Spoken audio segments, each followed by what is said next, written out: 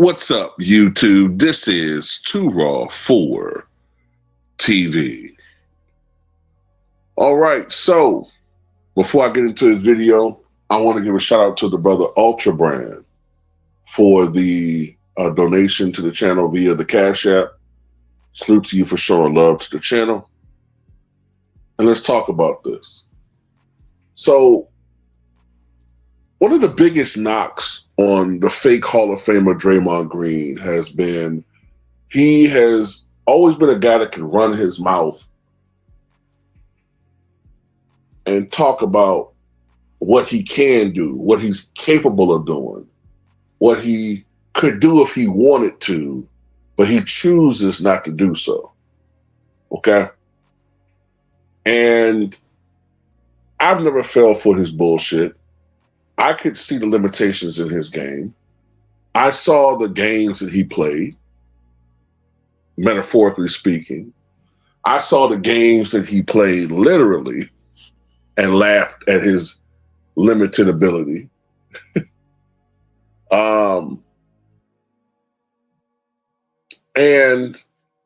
one of the things I've noticed was that he did not like to be in a position, much like his clutch brother, LeBron James. He hates to be in a position where he can be the focal point of blame. See, it's nice to be in a position like him where others are doing all the lifting, but he's doing all the talking. Others are doing all the work, but he's doing all the rat-tat-tatting out of his fucking pie hole. You know, he loves to do that.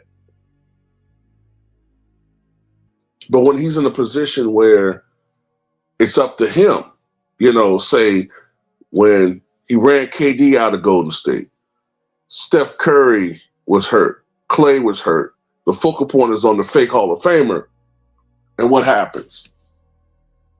They're on a nationally televised game on ABC at the time, and they're getting blown out by 30 in the first quarter, and he does everything he can to get ejected from the game. Why? Because he don't want to have any parts of it.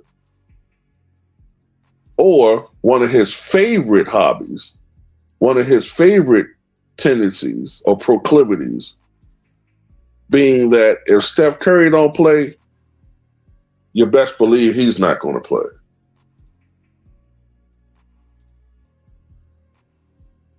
But the hustle only works on those who are not totally engaged upon the season, the casuals, those who really look at the situation, know what's going on with this guy. So for the first time in his career, his name was coming up in trade talks, which in itself baffles my mind. But he was coming up in trade talks. And for the first time, you saw Draymond Green actually go out there and put forth some effort for the first time in years.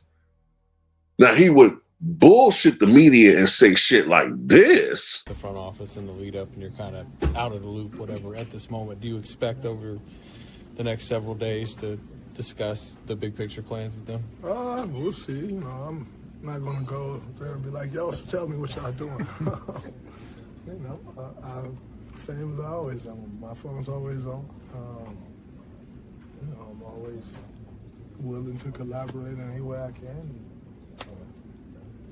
It's pretty obvious who they're going after at this point. Big salaries. When big salaries are being traded for big salaries, almost everybody's name is rumored. Where are you at on your own, I guess, future here?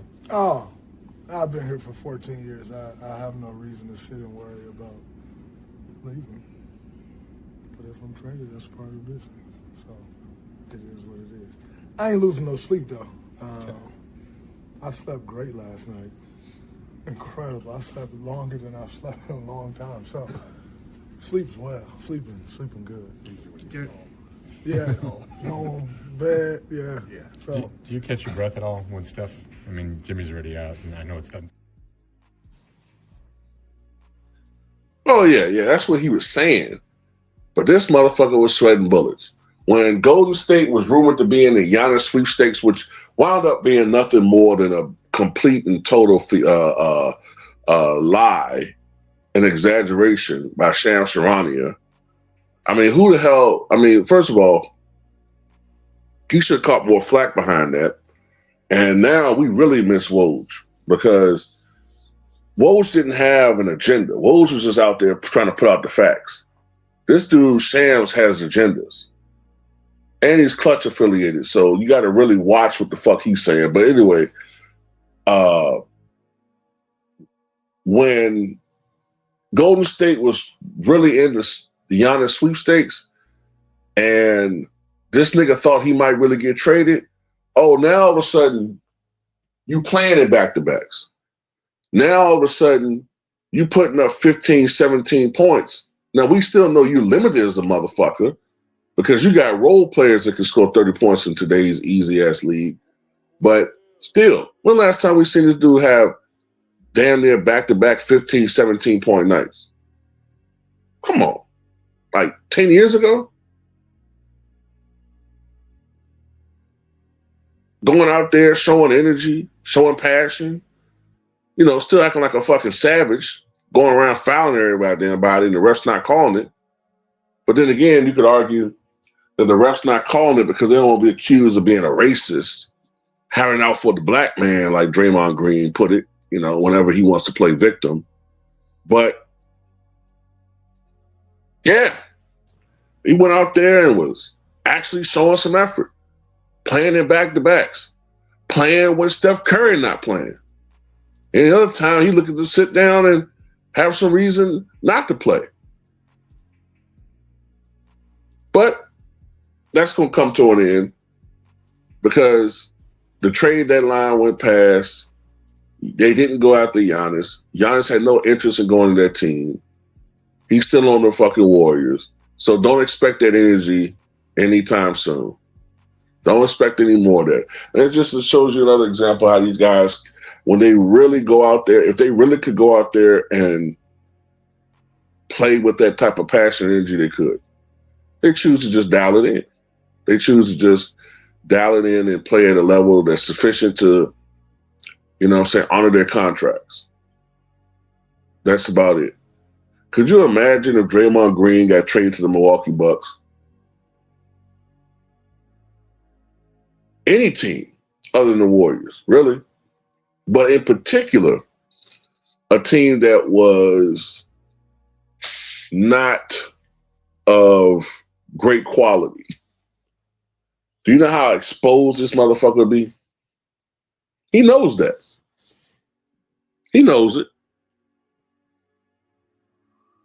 So,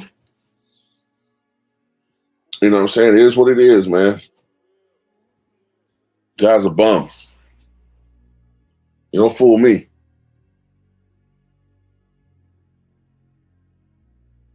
You don't fool me at all, man. But tell me what you guys think.